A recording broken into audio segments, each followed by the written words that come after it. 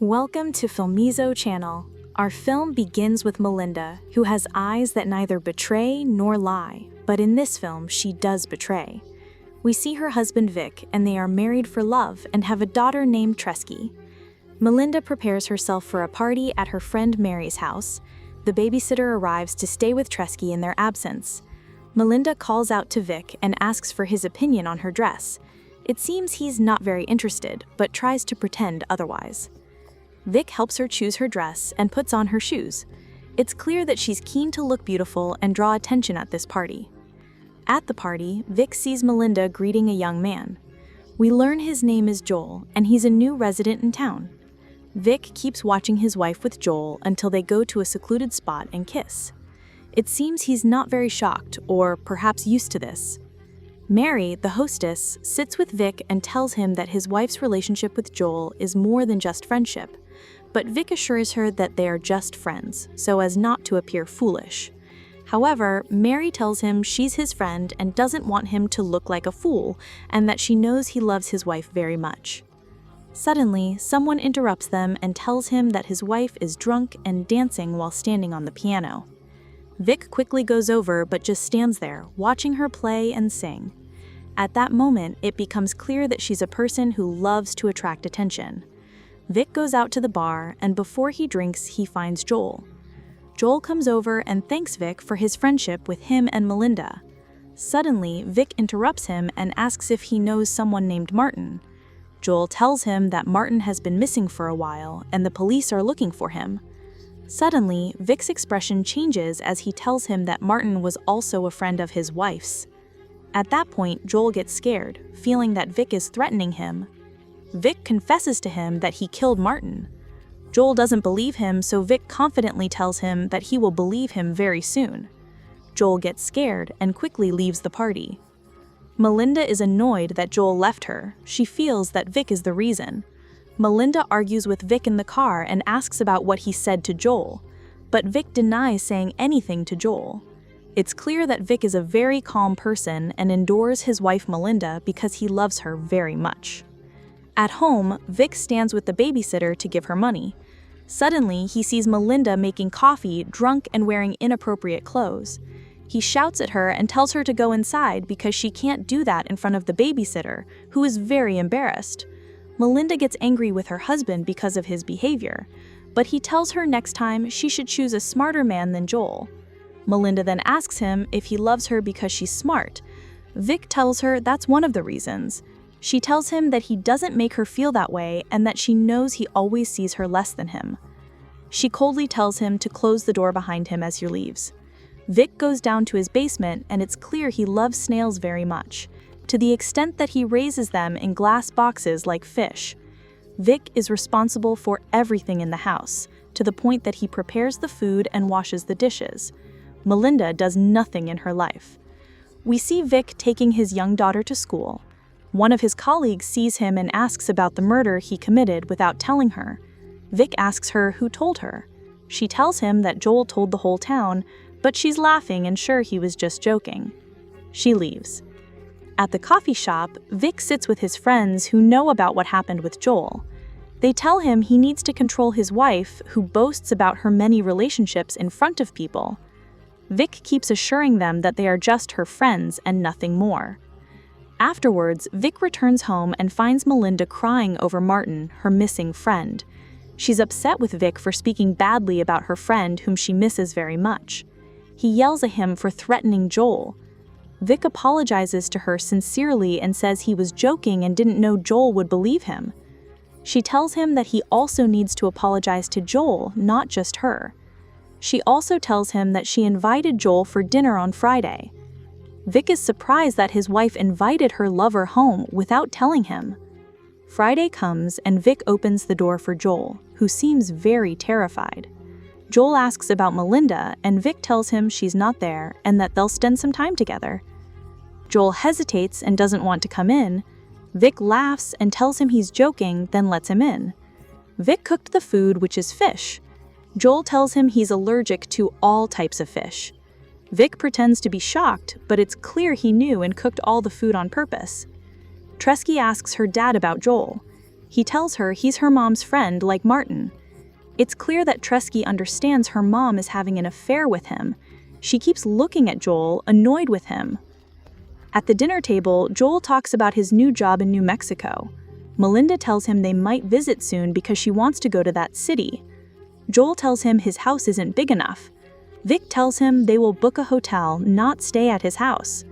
Melinda tries to annoy Vic all the time with provocative remarks. It seems she wants to make him angry, but Vic does the exact opposite and remains calm all the time.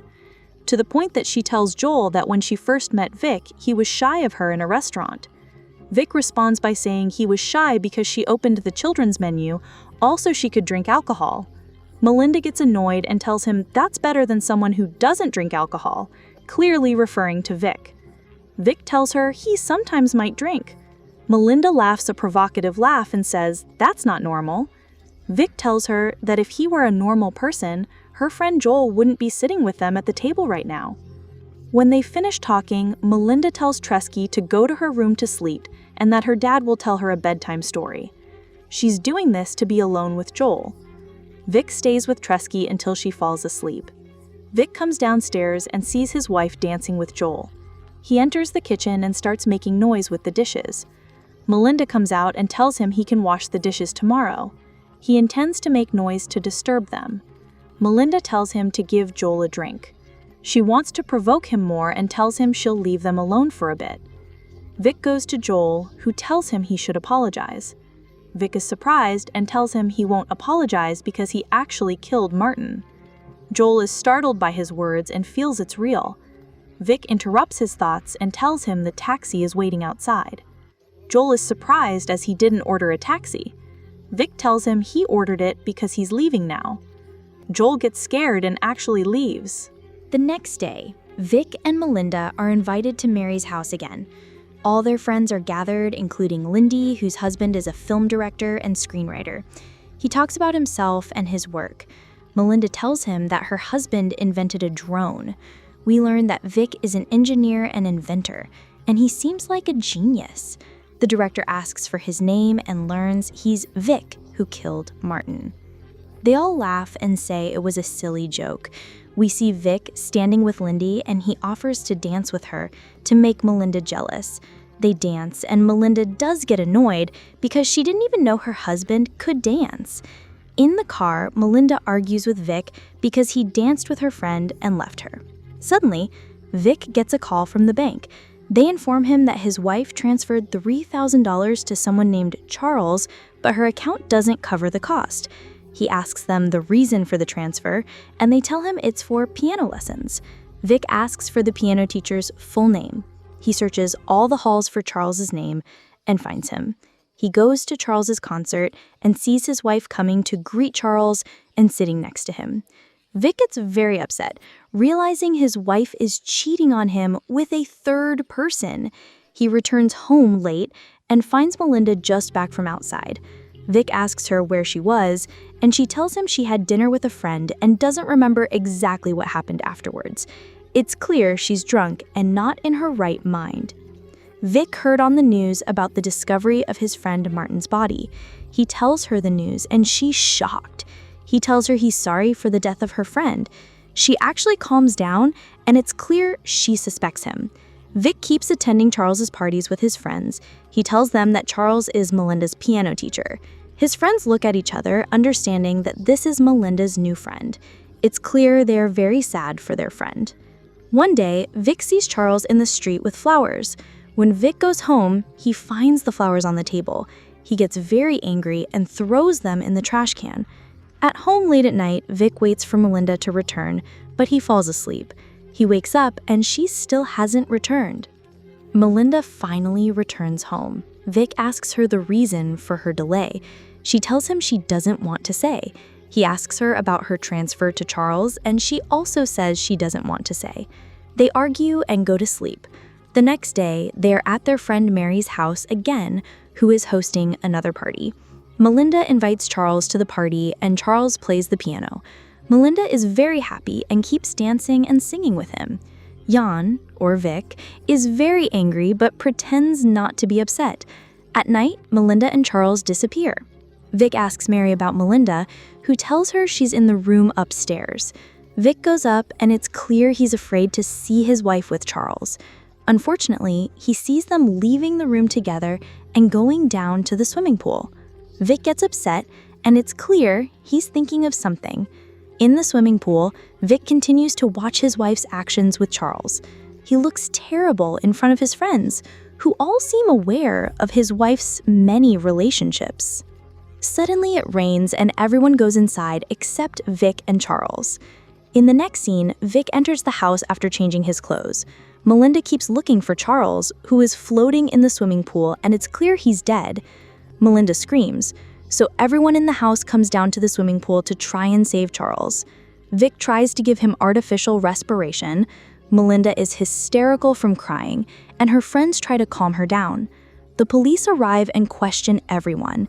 Melinda tells the police that her husband killed Charles.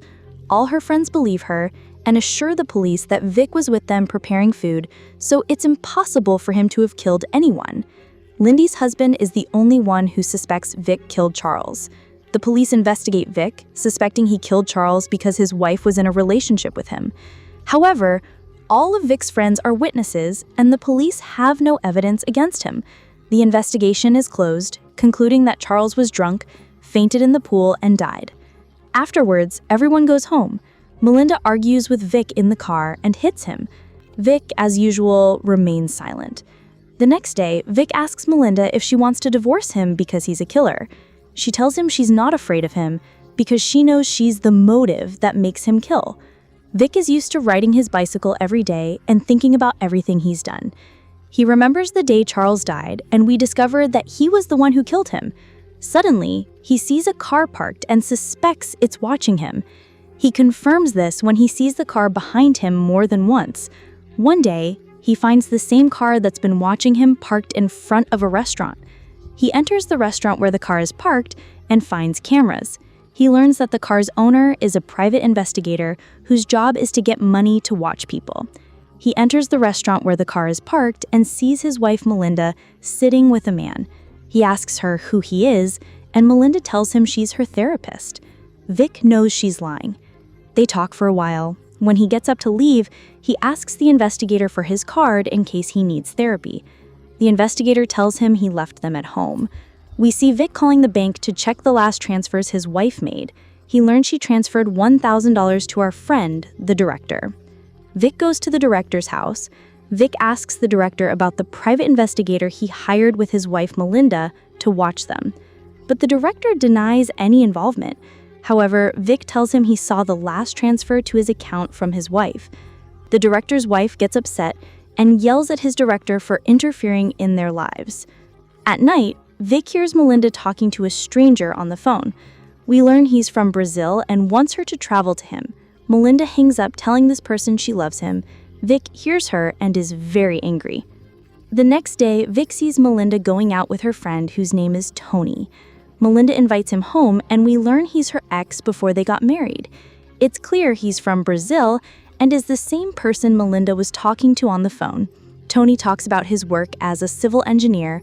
One day, Vic sees Tony, and it's clear he was following him. He convinces him to get in his car to take him to land he wanted to build with Melinda. They drive a long distance into the forest. Tony is worried and tries to call Melinda, but there's no signal in the area.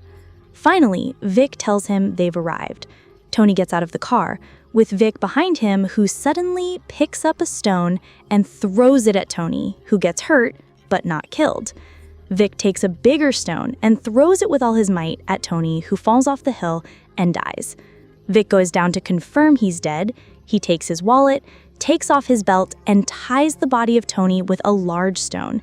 He throws it in the river so the body will be heavy and won't float on the water. He leaves after disposing of the body, and it's clear he's happy, to the extent that he goes home and lets his young daughter drink alcohol with him. Melinda is surprised by his happiness. He tells her he's celebrating life. Vic keeps asking Melinda if she's talking to Tony. She tells him he disappeared, and it's clear he's the reason, but she's not sure. The next day, Melinda decides to take Tresky and eat together in the forest. Vic goes with them, and as soon as he approaches the river, he sees Tony's body. He gets very scared and walks away with Melinda and Tresky, who don't notice. At home, Vic hears Melinda talking to a stranger on the phone. He asks her if it's Tony, and she tells him it's her new friend whose name is Dawn. Vic gets upset knowing he'll have to kill another person. Melinda forgot her scarf in the forest. Vic tells her he'll go back and get it for her. He wants to go back to hide Tony's body. Vic goes into the river and tries to push Tony's body with a stick. Suddenly, the director appears, who suspects Vic and is following him. The director asks Vic what he's doing in the river.